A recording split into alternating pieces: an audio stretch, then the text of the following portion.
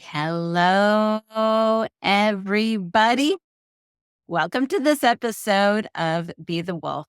I'm excited today. We're going to talk about some really cool things when it comes to overcoming maybe not the best situation and how it actually sets us up for success later.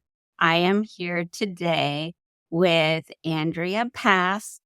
She is a PR person. She has her own company, but I'm going to let her tell you more about what it is that she does. The floor is yours. Thank you. Thank you. Thank you so much. So, yes, as you mentioned, I own Andrea Pass Public Relations. So, for my whole career, I've been involved in the world of securing press coverage for clients.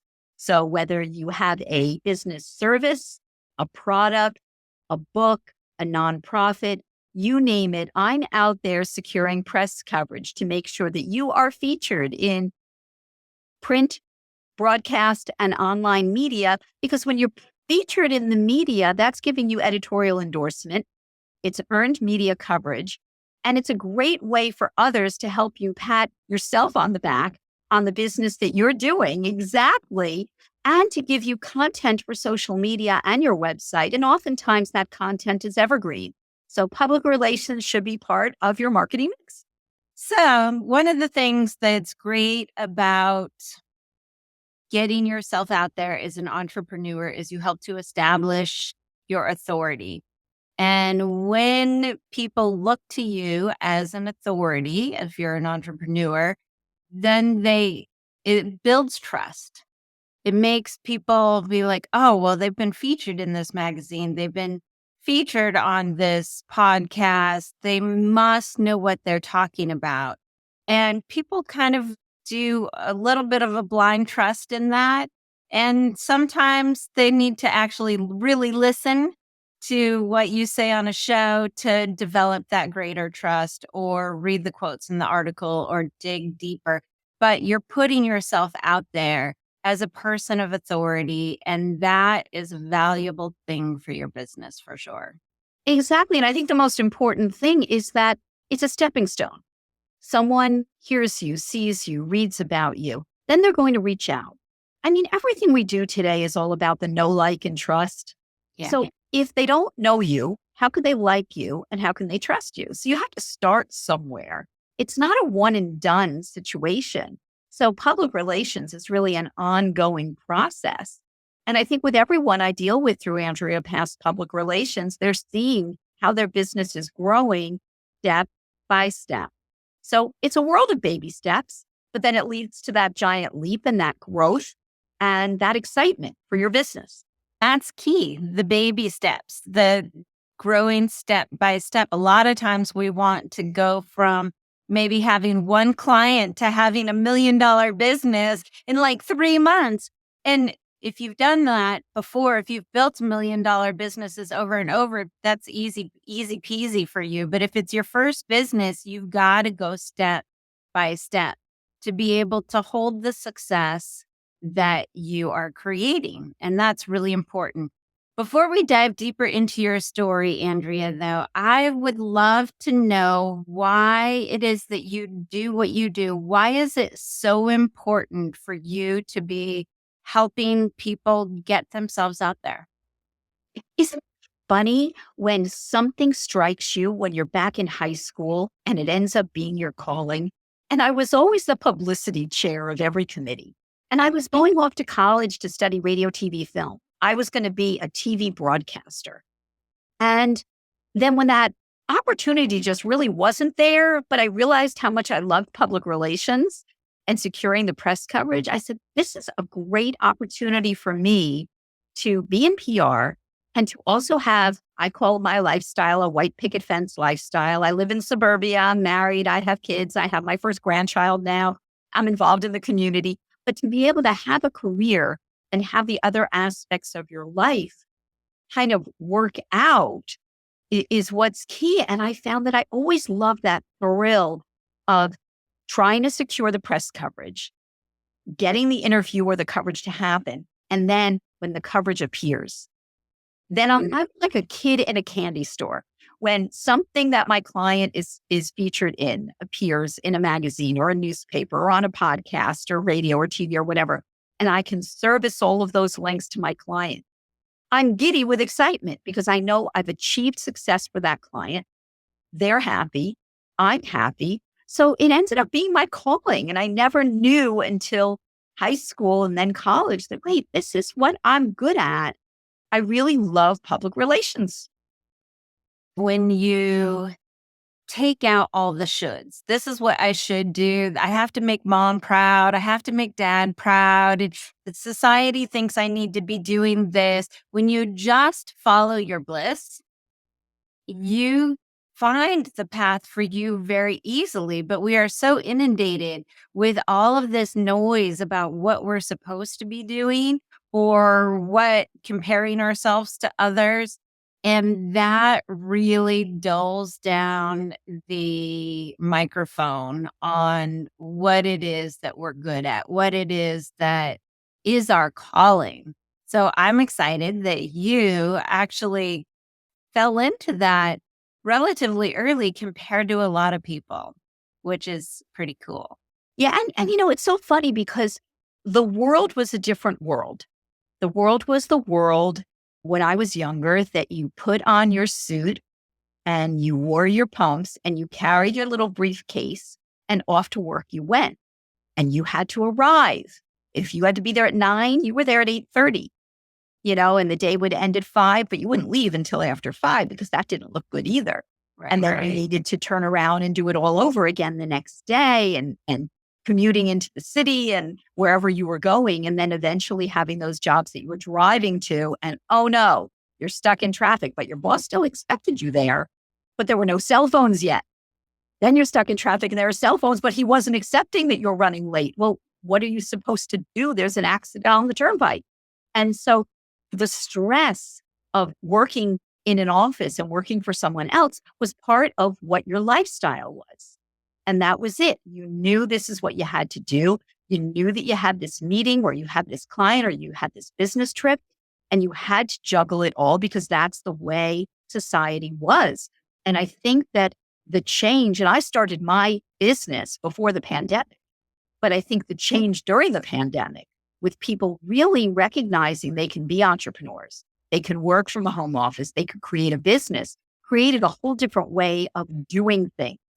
And so I was glad that I was doing it before. The fact that I think the pandemic really kind of pushed people, but people had these ideas for businesses. And finally, they started doing very unique things. They pulled all their unique skills together and created a business out of it. Versus when you and I were young, there was very regimented about what kind of business you could start and very like these off kilter, weird niche things.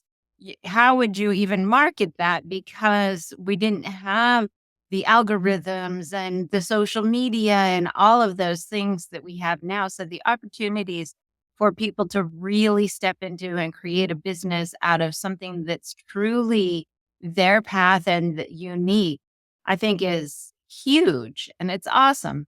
But you've talked about putting on the pumps, wearing the briefcase, going into the office. I think that's a really great place to start talking about your story. You're doing what you should do. You're going to work.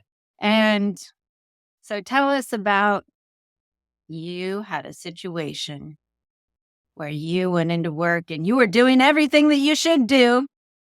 And it wasn't the greatest. So tell us about that. So I had a situation that I was working for a public relations firm. And the owner of the firm was someone who was a colleague of mine at a previous job. And so he hired me at his firm, and we knew each other for years and years and years. However, he turned into a bully boss. And I worked for him for 8.5 years. Yes, 8.5 years of putting up with this. Now, your voice trailed off a little bit. Uh-oh. I want to make it really clear. She said she worked for a bully boss. And I Yeah. know some of you out there, entrepreneurs and non entrepreneurs, have been in that situation. So, was he always a bully boss or? Well, it's interesting because you don't realize something when you're in the situation. And when I was in the situation, I was very successful. I was bringing in clients. I had a wonderful salary. For the most part, I had excellent coworkers. And I loved my clients and loved what I did. So it was kind of a means to an end to continue working there because I didn't want to leave those clients or coworkers because I loved what I did. But as far as the bully boss, it was never good enough. And the clients were thrilled with the work, absolutely thrilled with the work. The clients had a great relationship with me and vice versa. The clients did not have a great relationship with him. In fact, they didn't really like him. They stayed at the company because of me and the work that I was delivering and the work that my team was delivering. And so I stayed because it was a great salary. I had 2 children that my husband and I were putting through college. And so knowing that I had this wonderful salary and this job that was stable, I stayed and I stayed and I stayed and got promoted and got promoted and eventually was the vice president. And I constantly had to fire people. This bully boss was all about firing people. And hundreds of them over the course of those years would come in. One person lasted one day. He would get annoyed about something and he would fire them. And oftentimes I had to be the deliverer of the bad news. And it was stressful. I mean, I think I mentioned to you previously, and I know I've said to other people, if you could burn calories crying, me and the other vice president would have been so skinny because we cried all the time. And it was stressful, even though we loved the work we did.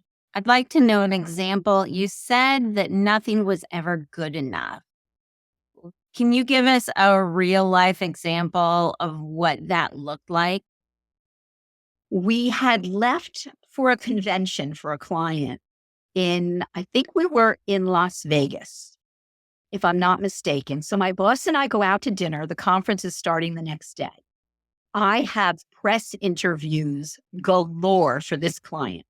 We're running an event. We had TV, radio, newspapers, magazines. I had so much interview coming to the booth and bringing my client to the studio over the next 3 or 4 days. It was amazing. So we're sitting at dinner and he says to me, well, you need to do this and you didn't do that. And why aren't you doing this? And I just hit my point. And I literally took my napkin off my lap, wiped my face, put the napkin on the table. And I said, why don't you fire me right now? Put me on a plane to go home. You can take care of the client. Oh, Andrea, you're being so silly. I said, you're telling me that it's not good enough when I'm about to go into 3 or 4 days of nonstop successful press opportunities with a very happy client. But if nothing is ever going to be good enough for you, then why are you not firing me? Mm. You said that this was the moment that you knew you were good enough. And I want to speak to something that's really important when we're talking about a point. There's a couple of pieces here. That first of all, we change when the pain of staying the same is greater than the pain of change. And so this is really a pivotal moment where you're so fed up, where you're like, I don't even care anymore if he fires me. That security, it's great and all, but it's not worth this. And so there's that place where I think people get to and they finally make a change, and that flips things upside down in a powerful way because it's a mindset shift. It happens. It's like an aha moment that you might not even be aware of. But the other thing that's really important when we're talking about, and this is the subject of our show today is what do you gain from these terrible situations?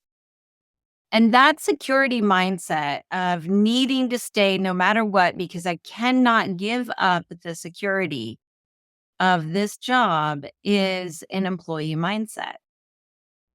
And if you want to be a successful entrepreneur, it is going to be one of the most detrimental things. I've seen it millions of times. It is probably one of the biggest reasons why entrepreneurs fail is because they still have that employee mindset.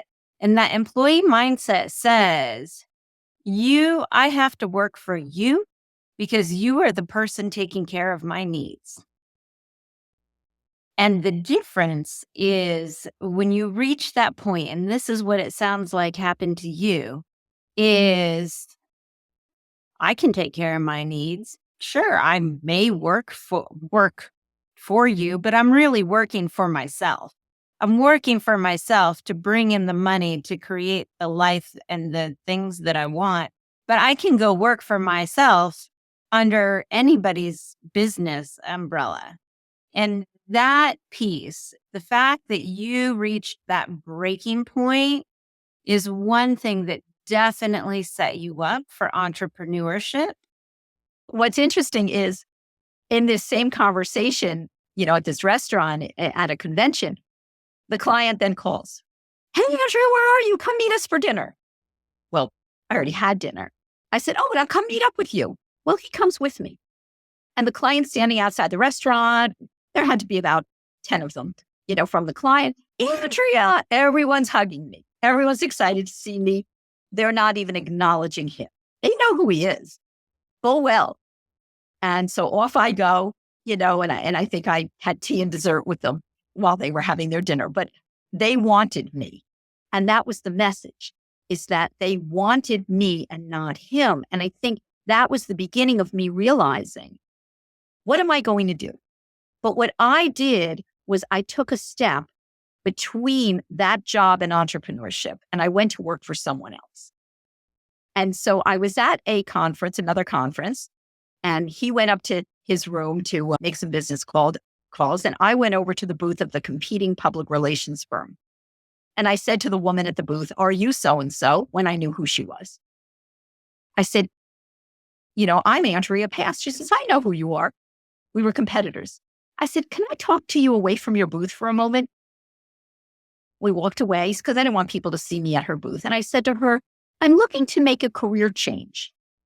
This was in April at a conference. She said, "Can you start Labor Day?" Like that. There was no conversation other than she hired me in a second. And she says, "This will give us time to figure everything out, to get it organized." She was based on the West Coast, I'm based on the East Coast, how we were going to work remotely, how I was going to oversee the staff. And so I left the bully boss to go to this other position, which was wonderful. She was terrific. She helped me get over the stress and anxiety of what I had gone through, and supported me until such a time when she was changing her business model and it was time for me to go out on my own and become an entrepreneur. So sometimes there's a step in between it, Right. but having that experience for years of being bullied, every Sunday morning, nasty emails. I had to work pretty much every Sunday, every Saturday night, nasty emails. During the week, I mean, no matter what was going on, I couldn't take time off for me. Getting phone calls on vacations, but he approved the vacation. Right. And I'd get a phone call, "Where were you? We need this, this, and this." Well, I was snorkeling in Barbados. I'm now back on the bus going to the cruise ship, and this is all handled. Or I'm getting off a ride at Disney World. And I called a client. I said, "I heard there's something urgent." He says, "Where are you?" I said, "Disney World." He says, "Oh my gosh, I forgot. This can wait till next week." It wasn't urgent. None of this stuff was urgent, but there was always the boss deciding he's going to be a bully and pretty much tried to ruin every vacation I ever took or everything I ever did. I spent my daughter's college orientation in a hallway on the phone with clients because he caused such trouble. And I missed her orientation that I was supposed to be at. And you can't get that stuff back, but you can learn from it. When we talk about bullying bosses, we as entrepreneurs, we do not want to become that. And being able to take care of your own stress, because obviously he's a stress case. You don't respond reactively like that to people if you're not compounded with a lot of stress and internal stress. Everything may be taken care of, and you may logically know that everything is taken care of, but subconsciously in your emotional body, it feels like everything's on the edge of falling apart. And if you're an entrepreneur feeling like that, you're going to run the risk of becoming the bully boss. And nobody wants to work for the bully boss because eventually the great people always leave, as you did once you reach that breaking point. So I'm curious, what else did this bully boss situation do to help you really overcome and become a better entrepreneur? Well, I knew I was good at what I do in public relations. And my clients were consistently telling me, Andrea, go out on your own. Why are you working in this situation? So I had the support of my clients and many of my colleagues. My friends and family, on the other hand, they didn't understand it because they came from a lifestyle where you worked for someone and you went to the office every day and you came home every day, and this was what it was. Employee mindset. Employee mindset. But having a support system of clients and other people in the business world made me realize, yeah, gosh darn it, Andrea, you know what you're talking about. You know how to do public relations successfully and can do this for clients. So it made me realize that I had this ability. And even though I was being bullied, that there was a way I could rise above that bullying and use that to be a stronger person, a stronger communicator, and a stronger entrepreneur. And that really, it took a while. Those things that I learned didn't happen overnight because I was too busy crying. But to get through that and to realize that you can be successful and people want to work with you. And he had me sign a no compete clause for 1 year. And so I could not work with my clients. And all of them left him. They all left his agency. And many waited that full year and then started working with me. Mm-hmm. And that feeling of I'm good enough that people and their companies waited 12 months to be able to work with Andrea Pass made me realize, yeah, I can do this. I could be an entrepreneur. I could take the skills that I learned by working with my clients, and I could take the things that happened to me and flip the narrative. When we come back to that employee mindset is the confidence that you can do it. Because if you don't believe in yourself, sorry, it's just not going to happen. And you can try and try and try. But if you don't believe that you're capable of making this work on your own, you might get by as an entrepreneur, but you will never continue to grow, get to a point where you're scaling your business, where you have that ideal entrepreneur life, whatever that looks like for you. For some people, it's working 4 hours a day. For some people, it's traveling the world, whatever it is. But if you do not fully believe in your capabilities and have the confidence that you can do it, and we all have that, we know that little self-doubt voice in there, the one that's like, are you sure you're good enough? Do you really think that these clients want to work with you? Well, who do you think you are? Whatever the little noise that it's in the back of your head, that is something that is a part of the employee mindset. It's a part of your decision making mechanism. And it is what keeps people locked in slavery with bully bosses. And it's very interesting because I think one of the things that happens is you get this, do I have imposter syndrome? No, I don't. But should I, because of things that are being said to me or about me? And I look at that bully boss, and every year at my review, the only thing he gave me the top comments for was attendance. Attendance. Okay. Everything else he found low end of yet he wasn't getting rid of me. And so you look at that. And then when I went to the next position before I started my company, and every year I would have glowing annual reviews, Mm. glowing, because I was good and I was worthy and I did not have imposter syndrome ever. But going into the entrepreneurial life, you kind of worry, am I going to make it? How am I going to do it? And the fact that I've been doing it for so many years successfully, securing press coverage for clients of Andrea Pass Public Relations, and successfully meeting new business colleagues, new associates, and successfully learning. Because I think every day is a learning situation. So it's great when you can learn something new every single day.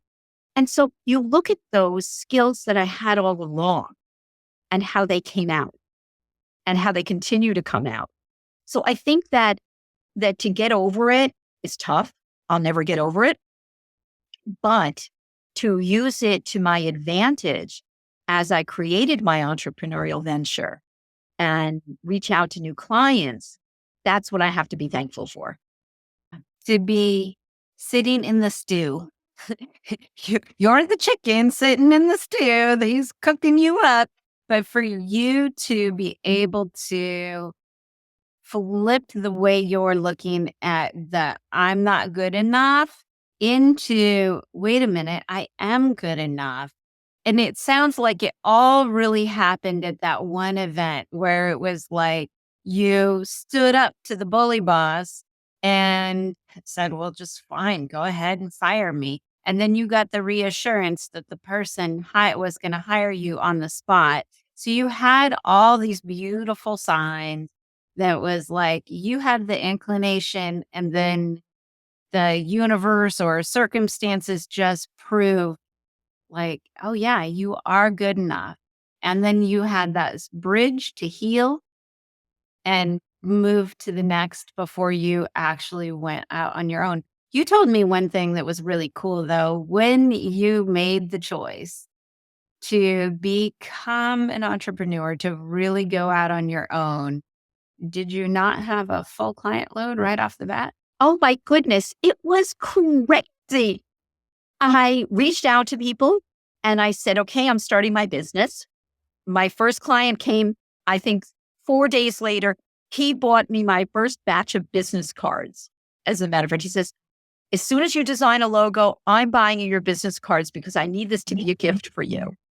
And within 3 weeks, I had to start turning people away because I had too much business. I was not hiring any newbies, interns, staff. I knew that when I was going to form Andrea Pass Public Relations, my name was on the door. It's me, myself, and I.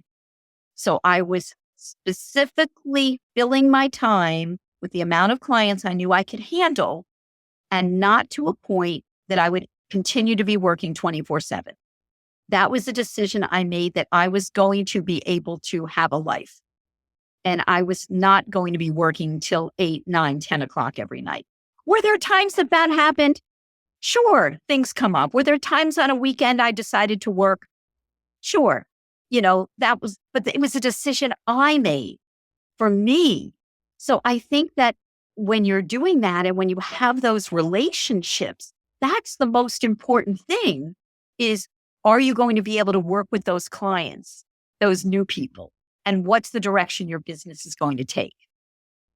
Setting those boundaries of what you are going to do and what you're not going to do, and living those. Obviously, of course, we know some deadlines come up and some stuff goes a little crazy, but when you're consistent is that you have a life. You can be well rested. The other aspects of your life are fulfilled. How do you show up for your clients as a result? I've been thinking a lot about the idea of selfishness. And this is the thing. We have been taught over and over that we have to do for others, do for others, do for others. And the reality of it is, if we are constantly doing for others, we are not doing for ourselves. And if we are not doing for ourselves, and I'm not talking about taking from other people, I'm not talking about doing horrible things. I'm talking about taking care of your needs and finding your joy. If we're not doing that, what we are doing is we're actually being selfish, because when we are constantly depleting ourselves for others, we cannot bring our gifts and our creativity into the world. And you got to figure we're all here for some reason. And it's Yeah. definitely like probably it has something to do with the gifts that we have. And if we cannot create whatever we're going to create, whether it's our business, our artwork, or whatever, if we cannot create that to the best of our ability, we are robbing the rest of the world of that creation. And that to me is selfish. Yeah, and I think that during the time that I was working so many hours and it was overtaking me, I was being selfish. I wasn't there for my children as much as I should have been. Yeah, I dropped them at school in the morning, and I'd pick them up after their afternoon activities, and then we'd come home, I'd make dinner and get back on the computer. And and so hitting that point that I made a change in my life and know that, yeah, I could pick up the phone and talk to my kids if they call me. I could take care of my parents and take them to doctor's appointments if they need. I could take myself to a doctor's appointment that's not at night. I could see a doctor during the day. So I think that experience, and you're right, it was selfish. It was selfish, but you also knew you had to tick all the boxes because you had to get the salary. So I think that some of it is thinking, okay, if I leave this job, I'm not going to have the salary. And how am I going to pay for X, Y, and Z? And so I think that we're all in a different situation. And one of the things that I say to people who are thinking of becoming an entrepreneur is, if you can't afford health insurance, if you have no way of getting it, you're not ready to become an entrepreneur. And unfortunately, this is the country we live in. We could move, but this is the country we live in. I'm lucky because my husband has wonderful health insurance. So therefore, I am on his health insurance.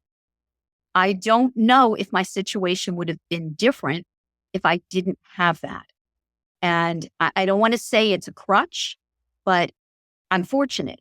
And I do realize that I'm fortunate because of the fact that health insurance costs so much money. Now, when you become an entrepreneur, you also need insurance for your business. So not only am I paying for insurance for my business, so you do have to realize that you have to spend money to make money as an entrepreneur. But I think you have to get to a certain point and say, I'm ready for it, and take all of the things that you've learned in the past and help yourself move forward for your success in an entrepreneurial venture. One of the things, though, that I'd like to talk about when it comes to something like health insurance is that it's important, I think, as an entrepreneur to make sure that you can take care of the things that are important to you. And for a lot of people, health insurance is that safety net, that security that they feel like they need. Other people have worked jobs their whole life without health insurance.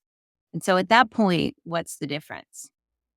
Yeah, I think it has to be what works for you. I was talking to a colleague of mine um, about 2 weeks ago, and he said to me, he says, I've never had health insurance. My wife doesn't have health insurance.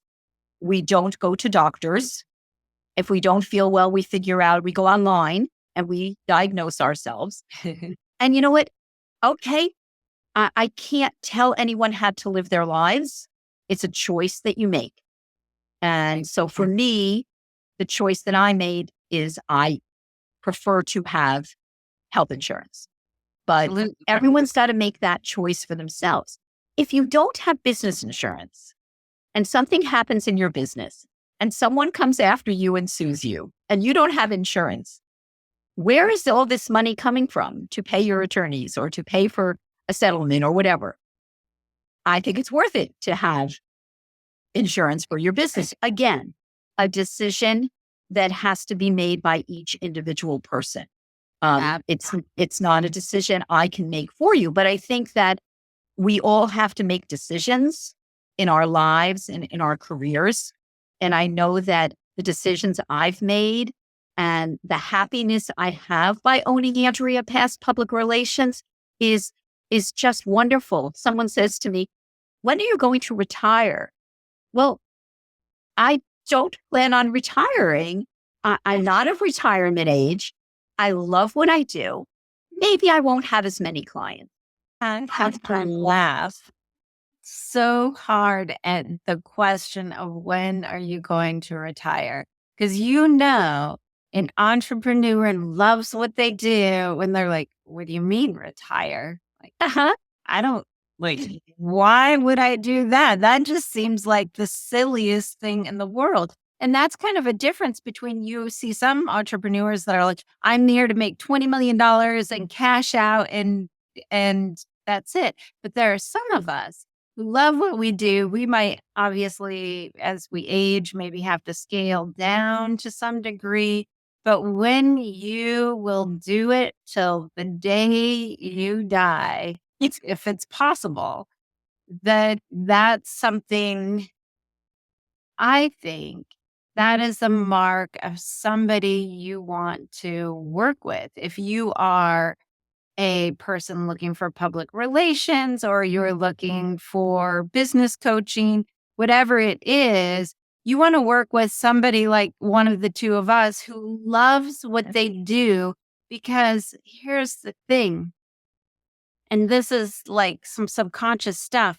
But when you love what you do and you're moving from that place, you are creating and building all of the time.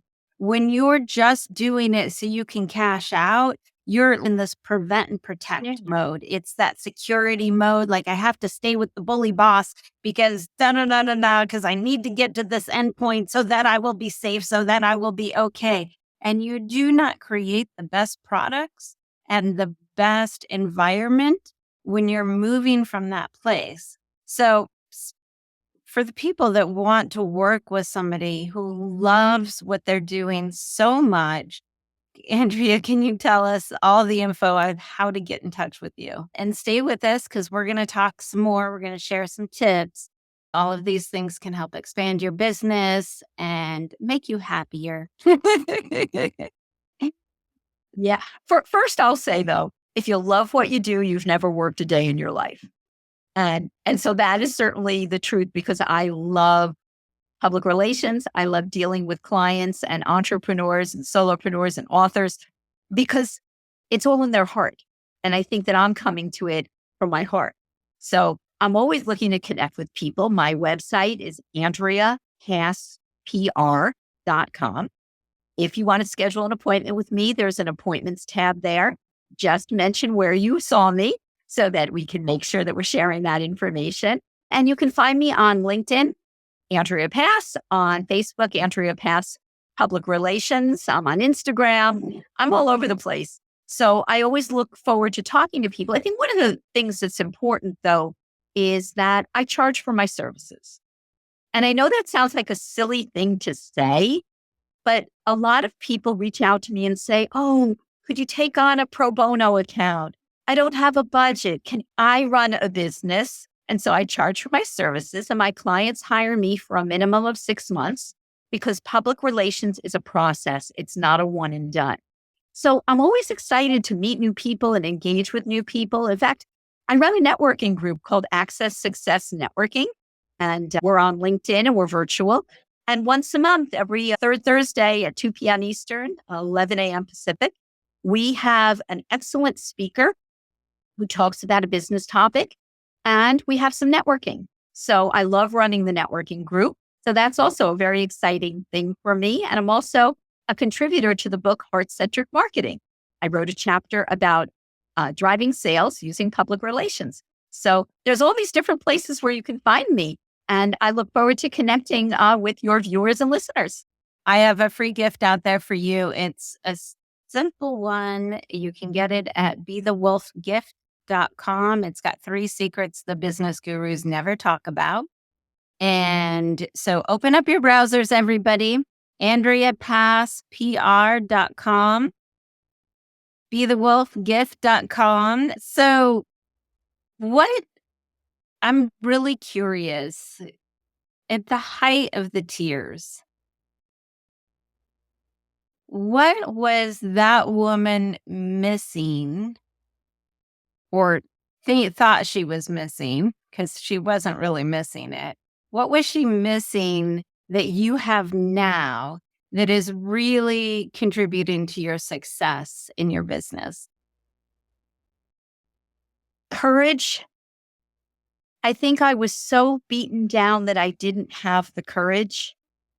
And I I grew the courage. So I think that would be the word I would say. Courage. So when we talk about coming to you for PR, courage, I think, is a big word for people trying to put themselves out there for the first time. Or maybe they've been doing it for a while, but maybe they weren't doing it authentically before, and now they want to do it in a new way. Tell me a little bit about how people that come to work with you to put themselves out there, or entrepreneurs in general, how they can overcome that lack of courage. I think it's a process. It's not an overnight kind of a thing, but you're not going to be able to put yourself out there until you start putting yourself out there. Now it sounds like we're on a hamster wheel and it's going round and round, but it's the truth. The first time that you do an interview, I mean, I media train my clients. So my clients are prepared for interviews. But does it mean that it'll go well the first time? Maybe, maybe not, but you have to continue. I had a client years ago, we were doing a TV segment. It was his first TV segment. Corporate guy, wonderful, lots of money, lots of money. His business was very successful, but now he was going to be the face of his business. And we went over some media training. I had literally met him 2 days before this TV segment. I was new at the company. I took over the account and he was terrified, terrified.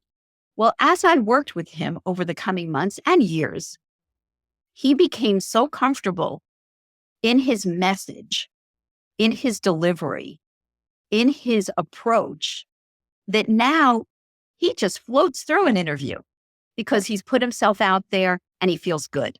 It's got to start somewhere. So understand that you're not going to be as successful in 3 months as you would be today.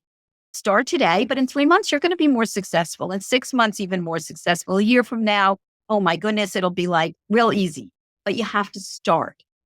And that's where the issue comes in with people who, when should I start public relations? I say yesterday, because it's you've got to get started. Oh, but my product isn't coming out till next year.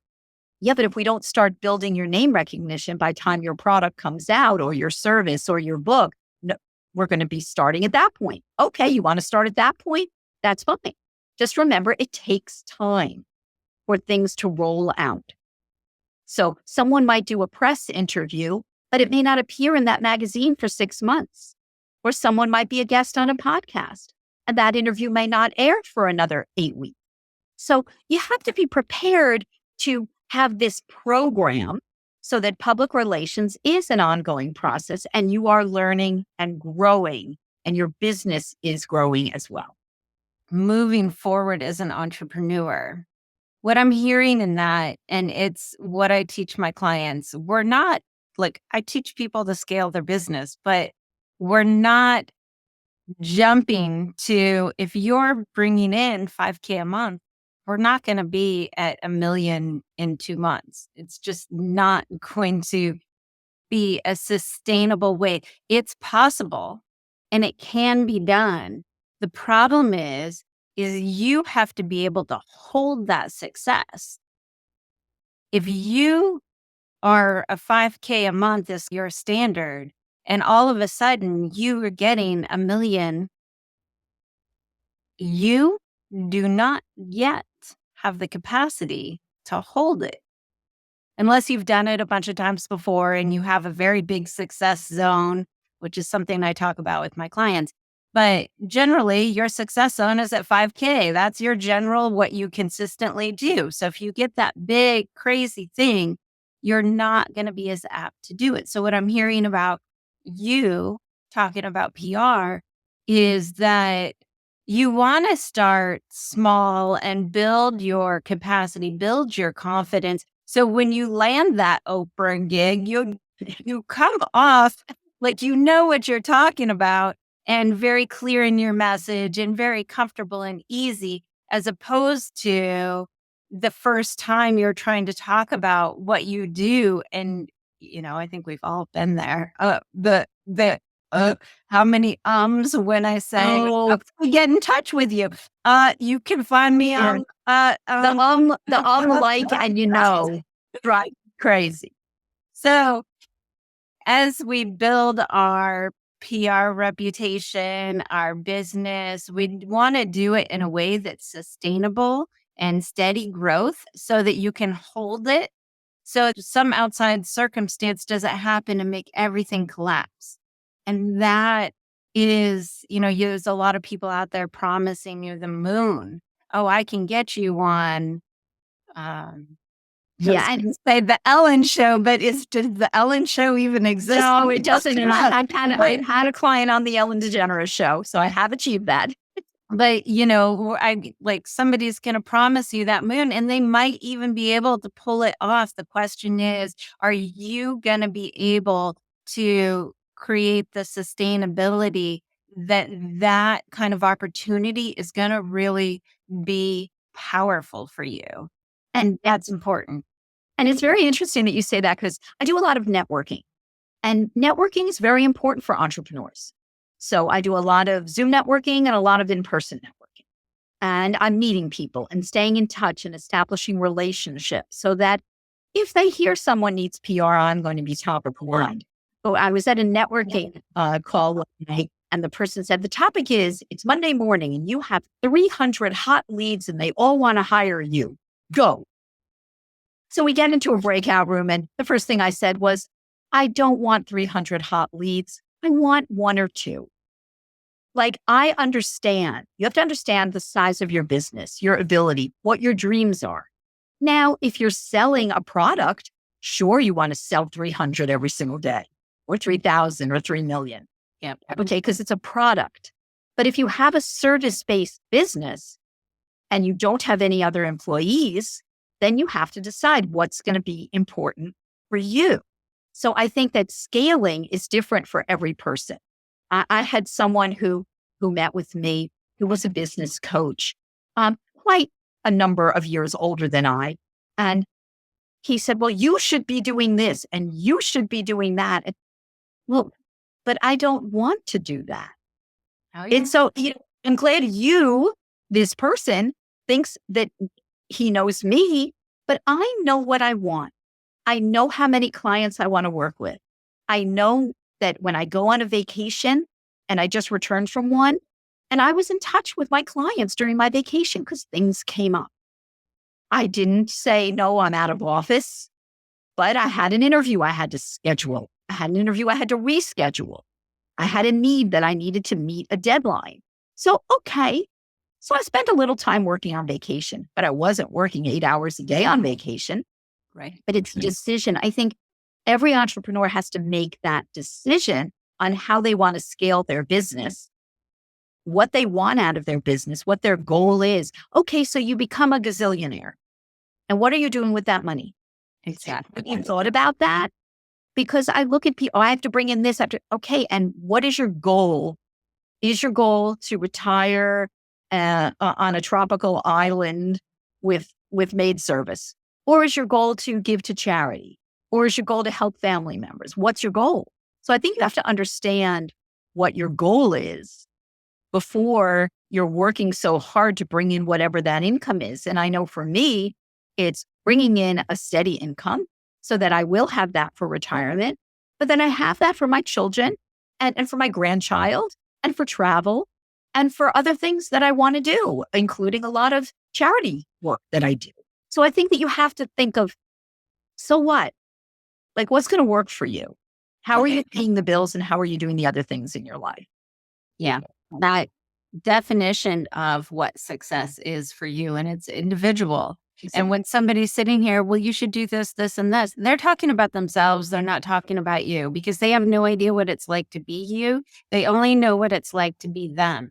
So when people are pointing their finger with the shoulds, everybody listen to what they want in their own life that they're probably not doing. Yeah, and I think that's what's key. You have to figure out what's your world. We all of our worlds are different.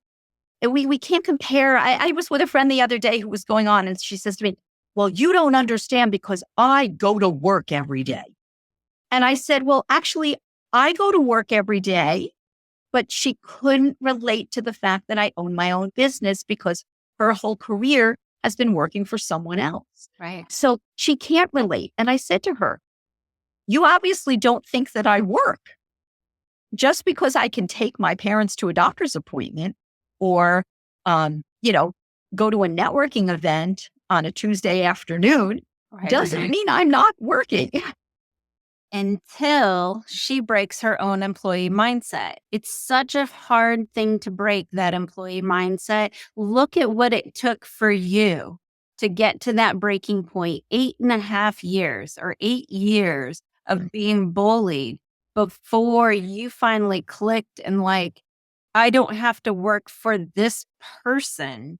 I can work for me wherever I want. And it's interesting because the other vice president, there were two of us, and she stayed there longer than I did. And I ran into her a number of years later, and she was still there. And I said, how are you? She says, I'm not good. Okay, she was literally in therapy and on medication. This is what this bully did to her. And then a few months later, she called me. She said, I quit. I said, I'm so happy for you. Do you have another job? No. And now she's working in the accounts payable or receivable department of a doctor's office, whatever. She's doing nothing in public relations. She says, I go to work, I do my job, I end the day, I get a salary, and she's happy. And that's what works for her. So that she's happy. So and when she and I now, we get together once or twice a year, and we're both so happy. And I think that the most important thing is you need to be happy. Life is too short. Find a way to make ends meet, but to be happy. And so everybody, Andrea Pass, PR.com, open up the browsers, connect with her. BeTheWolfGift.com to get those secrets the business gurus don't talk about. And thank you, Andrea, for sharing your experience, your wisdom with us. And everybody, remember, when you unleash the power of you, humanity evolves. We'll see you all next time on Be the Wolf.